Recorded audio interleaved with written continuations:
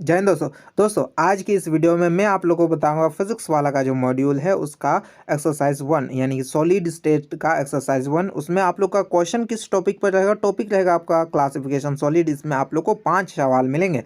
तो चलिए दोस्तों आगे बढ़ते हैं। आगे बढ़ने से पहले मैं कुणाल सैन आप लोगों का स्वागत करता हूँ हमारे यूट्यूब चैनल पी वाला प्रयास में। तो देखिए ये सवाल कहाँ से मैंने लिए हैं, तो ये सवाल मैंने लिया है आपका जो फिजिक्स वाला का मॉड्यूल है उससे। तो चलिए आगे बढ़ते हैं। आगे देखिए यहाँ आप देख सकते हैं सॉलिड स्टेट का पहला सवाल है एक्सरसाइज 1 का। तो देखिए पहला सवाल आप लोग को स्क्रीन पर दिख रहा होगा। तो पहला सवाल को पढ़िए, पढ़कर अपने से बनाने का प्रयास करिएगा प्यारे दोस्तों। तो देखिए दोस्तों पहला सवाल क्या है? पहला सवाल है solid CO2 is an example of, मतलब सॉलिड CO2 जो है वो किसका एग्जांपल है हमें बताना है। तो देखिए दोस्त इसका जो सॉल्यूशन है वो मैं आप लोग को अपने कॉपी पर बना के दिखाऊंगा। तो चलिए चलते हैं अपने कॉपी की क्या तरफ। दोस्तों, आपने एक नंबर सवाल देख लिया। एक नंबर सवाल में हम लोग का क्या था? एक नंबर सवाल में हम लोग का था कि CO2 किस प्रकार का सॉलिड है। तो हमें बताना है कि CO2 किस प्रकार का सॉलिड है। तो CO2 किस प्रकार का सॉलिड है हमें ये बताना है। तो देखिए यार, CO2 सॉलिड, जो CO2 सॉलिड है वो क्या होता है? वो इलेक्ट्रिकल इंसुलेटर होता है। इलेक्ट्रिक इंसुलेटर होता है। और यह इसका मेल्टिंग पॉइंट भी लो होता है। मेल्टिंग पॉइंट मेल्टिंग पॉइंट भी इसका लो होता है। क्या होता है? मेल्टिंग पॉइंट इसका लो होता है। और इसका मेल्टिंग पॉइंट लो होता है। फिर ये सॉफ्ट होता है। ये कैसा होता है? ये सॉफ्ट होता है। तो इन प्रॉपर्टी के आधार पर हम बोल सकते हैं कि क्या ये जो CO2 है यह किस प्रकार का सॉलिड है? यह नॉन पोलर मॉलिकुलर सॉलिड है। नॉन पोलर मॉलिकुलर सॉलिड है। सॉलिड है। तो ऐसा नॉन पोलर मॉलिकुलर सॉलिड है। तो ऐसा तो आप लोग को ऑप्शन नहीं दिख रहा होगा। तो ऐसा तो आप लोग को ऑप्शन नहीं दिखाता। तो ऑप्शन किस प्रकार से है? ऑप्शन है तो देखिए नॉन पोलर सॉलिड जो है वो मॉलिकुलर सॉलिड के अंतर्गत आता है। मॉलिकुलर सॉलिड कितने प्रकार का होता है? मॉलिकुलर सॉलिड, देखिए मॉलिकुलर सॉलिड कितना प्रकार का होता है? मॉलिकुलर सॉलिड जो है वो 3 प्रकार का होता है। एक हो गया आपका नॉन पोलर मॉलिकुलर सॉलिड।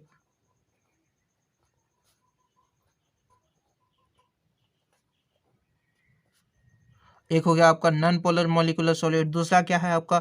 दूसरा है polar molecular solid.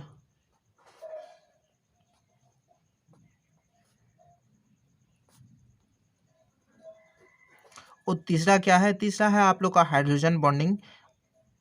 Hydrogen bonding.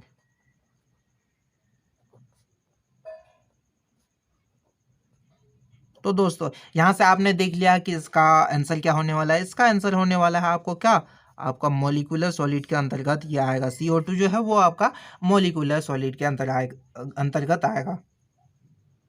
दोस्तों आपने देख लिया है कि सॉलिड CO2 जो है वो किसका एग्जांपल है, वो आप लोगों ने देख लिया। वो मॉलिक्यूलर क्रिस्टल का एग्जांपल है। वो किसका एग्जांपल है? यह एग्जांपल है मॉलिक्यूलर क्रिस्टल का। ये किसका एग्जांपल है? मॉलिक्यूलर क्रिस्टल का। तो चलिए अब यहाँ से ये हो चुका है हम लोग का। अब चलिए बढ़ते हैं अपने अगले सवाल जो कि 2 नंबर सवाल है। 2 नंबर सवाल आप लोग को स्क्रीन पर दिख रहा होगा। तो देखिए 2 नंबर सवाल क्या है? अमरफॉस सब्सटेंस शो शॉर्ट मतलब एमरफॉस सब्सटेंस जो होता है वो क्या क्या शो करता है यह हम लोग को बताना है। तो देखिए एमरफॉस सब्सटेंस शो वो देखिए पहला क्या है? Short and long range order. क्या short and long range order show करता है?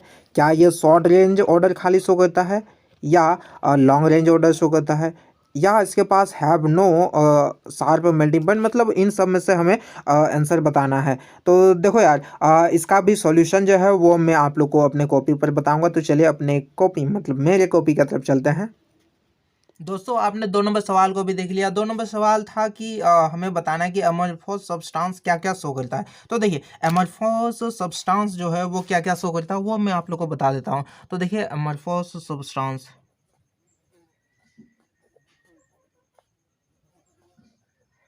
वो क्या क्या शो करता है। तो देखिए एमरफॉस सब्सटेंस जो है वो शो करता है शॉर्ट रेंज ऑर्डर। मतलब इस पर कौन सा रेंज ऑर्डर होता है? शॉर्ट रेंज या लॉन्ग रेंज? तो आपको पता ही होगा कि एमरफॉस सब्सटेंस में शॉर्ट रेंज ऑर्डर होता है। और शॉर्ट रेंज ऑर्डर होता है। और आप लोग का इसमें जो है ज्योमेट्री ज्योमेट्री जो है उसका हैव नो कैरेक्टरिस्टिक ज्योमेट्री। मतलब इस पे ज्योमेट्री फिक्स नहीं होता है। Have no characteristic geometry.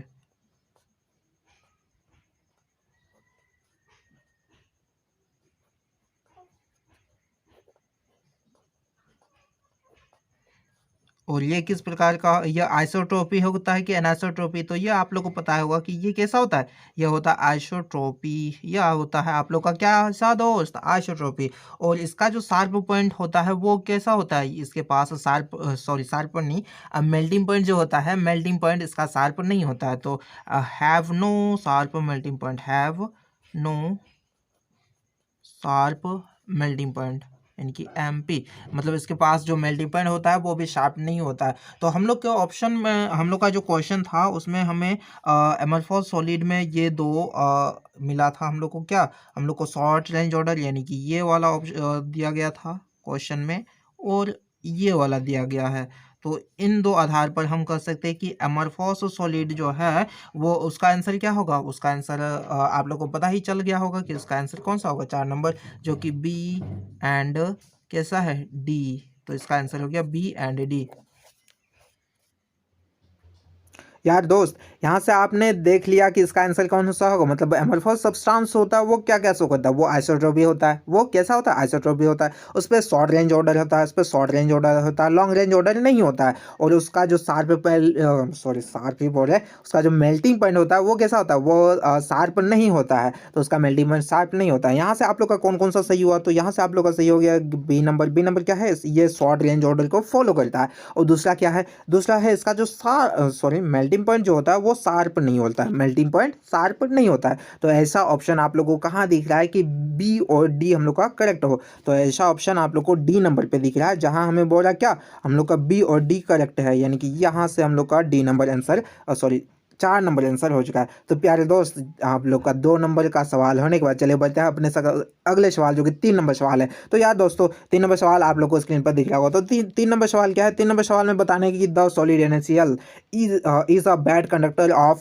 Electricity, लेकिन क्यों, सिंस हमें ये बताना है। तो देखिए, इसमें पहला ऑप्शन है in solid NaCl there are no ion. भाई ऐसा कभी होगा नहीं कि सॉलिड NaCl हो और इस पर आयन ही ना हो, मतलब NaCl आयनिक सॉलिड हो और उस पर आयन ही ना हो, तो ऐसा कभी होगा ना। तो यानी कि इस पर कौन कौन सा आयन होता है यह मैं आप लोग को बता देता हूँ। तो देखिए, सॉलिड NaCl पर एक होता है Na+ आयन और एक होता है आपका Cl- आयन। एक होता है Na+ और एक Cl-, यानी कि ये वाला ऑप्शन हम लोग का कट चुका है, क्योंकि Na+ के पास Na+ नहीं, NaCl के पास आयन मौजूद है, NaCl के पास आयन मौजूद है। अब दूसरा ऑप्शन क्या है, दूसरा ऑप्शन है आप लोग का सॉलिड NaCl इज कोवलेंट। क्या सॉलिड NaCl कोवलेंट है? भाई मैंने आपको बता दिया है कि सॉलिड NaCl जो है वो आयोनिक सॉलिड है, वो कोवलेंट सॉलिड नहीं है। इसलिए हम लोग का 2 नंबर ऑप्शन भी कट चुका है। क्या, 2 नंबर ऑप्शन भी कट चुका है। अब हम लोग का 3 नंबर ऑप्शन, 3 नंबर ऑप्शन है in solid NaCl there is no velocity of ion. हाँ, यह हम कह सकते हैं कि सॉलिड NaCl के, मतलब जब NaCl सॉलिड स्टेट में होता है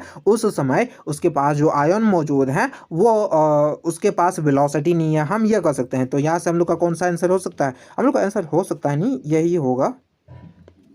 तो 4 नंबर नहीं, 3 नंबर है कि in solid state in solid NaCl there is no velocity of ion. मतलब जब सॉलिड स्टेट में NaCl होता है उस समय उसका जो इलेक्ट्रॉन होता है उस पर वेलोसिटी नहीं होता है। और 4 नंबर क्या है, 4 number in solid state in solid NaCl there are no electron. ऐसा कभी होगा नहीं कि वो आयन हो, मतलब इलेक्ट्रॉन तो है लेकिन उसका पास जो पॉजिटिव और नेगेटिव दोनों चार्ज है वो न्यूट्रल है, उस पर चार्ज नहीं है, ये दोनों न्यूट्रल है, लेकिन इलेक्ट्रॉन मौजूद है इस पर। इलेक्ट्रॉन क्या है, इलेक्ट्रॉन इस पर मौजूद है। तो यार दोस्त, यहाँ से भी 3 नंबर सवाल हम लोग का हो चुका है। तो इस पर मैं आप लोग को सिर्फ 5 ही सवाल बताऊंगा, क्योंकि क्लासिफिकेशन ऑफ सॉलिड जो है आप लोग का उसमें 5 ही सवाल है। तो 3 नंबर तक सवाल हम लोग का हो चुका है। अब चलो बढ़ते हैं अपने अगले सवाल, जो कि 4 नंबर सवाल है। तो यार दोस्त, 4 नंबर सवाल आप लोग को स्क्रीन पर दिख रहा होगा। तो देखिए, हमारे पास 4 नंबर सवाल, तो 4 नंबर सवाल है कि ग्लास क्या सुपर कोल्ड लिक्विड है, या क्रिस्टलाइन सॉलिड है, या एमरफॉस सॉलिड है, या बोथ A1 एंड 3 है। तो हमें ये बताना है। तो देखिए, ग्लास जो है वो एमरफॉस सॉलिड के अंतर्गत आता है। ग्लास किसके अंतर्गत आता है, ग्लास आपका एमरफॉस सॉलिड के अंतर्गत आता है। देखिए, ग्लास जो है, ग्लास आपका एमरफॉस सॉलिड के अंतर्गत आता है। अब एमरफॉस सॉलिड को क्या क्या कहते हैं, एक तो एमरफॉस सॉलिड को कहते हैं सुपर कोल्ड लिक्विड, ये हो गया। यानी कि ये वाला भी ग्लास जो है देखिए सॉलिड आपका दो प्रकार का होता है, एक क्रिस्टलाइन सॉलिड, एक अमरफॉस सॉलिड। तो ग्लास किसका एग्जांपल है? ग्लास एग्जांपल है क्या किसका? अमरफॉस सॉलिड का ग्लास एग्जांपल है। तो अमरफॉस सॉलिड को किन किन नामों से जाना जाता है? तो अमरफॉस सॉलिड को आपका जाना जाता है एक सुपर कोल्ड लिक्विड से भी। तो यहाँ से हम लोग का ये भी आंसर होगा, सुपर कोल्ड लिक्विड के नाम से जाना जाता है। और इसे और एक नाम से जाना जाता है जो कि स्यूडो सॉलिड कहते हैं, स्यूडो सॉलिड। यानी कि ग्लास जो होता है वो जैसे पुराने बिल्डिंग में यदि आप कभी गए होंगे तो वहाँ देखे होंगे कि जो पुराने बिल्डिंग में शीशे सब मतलब कांच सब लगा रहता है, तो उसका जो टॉप होता है वो थिकर होता है। किससे? ज़्यादा थिक होता है बॉटम, और टॉप जो है वो कम थिक होता है। टॉप उसका कम थिक होता है और बॉटम जो है वो ज़्यादा थिक होता है। यदि पुराने बिल्डिंग में गए होंगे तो ऐसे हाल फिलहाल में बनने वाला में वैसे पता नहीं चलता है। तो देखिए हम लोग का एक तो एक नंबर होगा। और दूसरा क्या मतलब इसमें ये किसके अंतर्गत आता है? ये किसका एग्जांपल है? ये एग्जांपल है अमरफॉस सॉलिड का। और ये सुपर कोल्ड लिक्विड भी है आपका। तो बोथ 1 and 3, बोथ क्या 1 and 3, बोथ 1 and 3 आप लोग का आंसर होगा। तो यहाँ से आप लोग का चमकता हुआ आंसर कौन सा हो गया? चमकता हुआ आंसर आप लोग का हो गया यार दोस्त 4 नंबर है, ऑप्शन आप लोग का सही हो गया। अब चलिए आज का आखिरी सवाल, यानी कि आज का आखिरी सवाल। तो देखिए आज का आखिरी सवाल क्या है? Which of the following is true for diamond. मतलब इन 4 ऑप्शनों में से आप लोग को बताना है कि कौन सा सही है, किसके लिए? डायमंड के लिए। तो चलिए यहाँ देखिए which of the flowing true for diamond. तो पहला है देखिए diamond is a good conductor of electricity. भाई ऐसा नहीं है कि डायमंड जो है वो गुड कंडक्टर नहीं होता है इलेक्ट्रिसिटी का। तो यह एक इंसुलेटर होता है। डायमंड क्या है? डायमंड एक इंसुलेटर है। लेकिन इस पर एक एक्सेप्शन है, यानी कि एक्सेप्शन क्या है? डायमंड डायमंड किसके अंतर्गत आता है? वो आता है कोवलेंट सॉलिड के अंतर्गत। कोवलेंट सॉलिड जितने भी हैं वो सभी सॉलिड क्या करते हैं? इलेक्ट्रिक का नॉन कंडक्टर, इलेक्ट्रिसिटी का नॉन कंडक्टर होते हैं, यानी कि इंसुलेटर होते हैं। लेकिन एक को छोड़कर जो कि ग्रेफाइट होता है, जो कि कार्बन से ही बना होता है। ग्रेफाइट किससे ही बना होता है? कार्बन से ही। लेकिन वो क्या होता है? वो इलेक्ट्रिक को कंडक्ट करता है। तो यहाँ से हम लोग का ये वाला ऑप्शन कट चुका है, यानी कि क्या है? डायमंड जो है वो इलेक्ट्रिसिटी को कंडक्ट नहीं करता है। अब आप लोग का दूसरा ऑप्शन क्या है? Diamond is soft. क्या डायमंड सॉफ्ट है? तो भाई डायमंड सॉफ्ट नहीं है, लेकिन ग्रेफाइट जो है इसमें भी वही एक्सेप्शन है कि ग्रेफाइट सॉफ्ट होता है, डायमंड सॉफ्ट नहीं होता है। डायमंड बहुत ही हार्ड होता है, जब आप उसको तोड़ेंगे तो वो ब्रिटल ब्रिटल यानी कि छोटे छोटे टुकड़ों में टूट जाता है। तो ये यहाँ देखिए ये वाला ऑप्शन भी आप लोग का नहीं होगा। अब आप लोग का 3 नंबर ऑप्शन क्या है? 3 नंबर है diamond is bad conductor of heat. हाँ ये है कि डायमंड जो है वो बैड कंडक्टर होता है किसका? हीट का। हीट का ज़्यादा कंडक्ट नहीं करता है, इसलिए यहाँ से हम लोग का ये वाला ऑप्शन चमकता हुआ कौन सा? C number.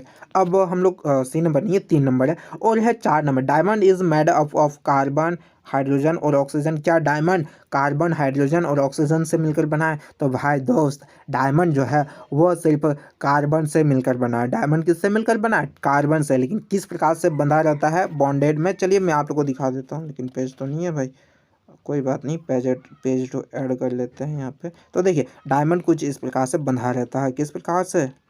इस प्रकार से। तो देखिए हर एक कार्बन जो है वो 4 बॉन्ड बनाता है अगले अगले अपने कार्बन के साथ। यानी कि यहाँ एक कार्बन, यहाँ एक कार्बन, यहाँ एक कार्बन, फिर यहाँ एक कार्बन। मतलब कुछ हर एक जितने भी कार्बन है सभी कार्बन जो है वो क्या करते हैं? एक दूसरे के साथ 4 4 बॉन्ड बनाते हैं। मतलब 4 4 नहीं, मतलब हर एक कार्बन अगले एक कार्बन से जुड़ा रहता है। तो हर एक कार्बन 4 बॉन्ड बनाता है, यानी कि हर एक कार्बन जो है वो 4 कार्बन से जुड़ा रहता है। तो ये कैसा कैसा बॉन्ड है? ये कोवलेंट बॉन्ड होता है।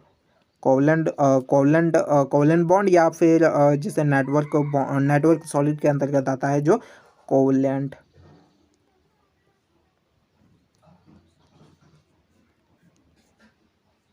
देखिए कोवलेंट बॉन्ड होता है। तो यहाँ से आप लोग का 3 नंबर तक सवाल, सॉरी 3 नंबर नहीं है, 5 नंबर तक सवाल हो चुका है। तो यार दोस्तों आपने देख लिया कि किस तरह से हमने अपने सवालों को किया है, यानी कि इसका पार्ट 1 मान लीजिए। ये क्या था? ये पार्ट 1 वीडियो लेक्चर था। इसमें का और अगला भी वीडियो जल्द ही आने वाला है। तो देखिए इसमें पार्ट 1 वीडियो था, तो मैंने आप लोग को जो उसका फर्स्ट टॉपिक था क्लासिफिकेशन ऑफ सॉलिड, उसका मैंने 5 सवाल आप लोग को कराए।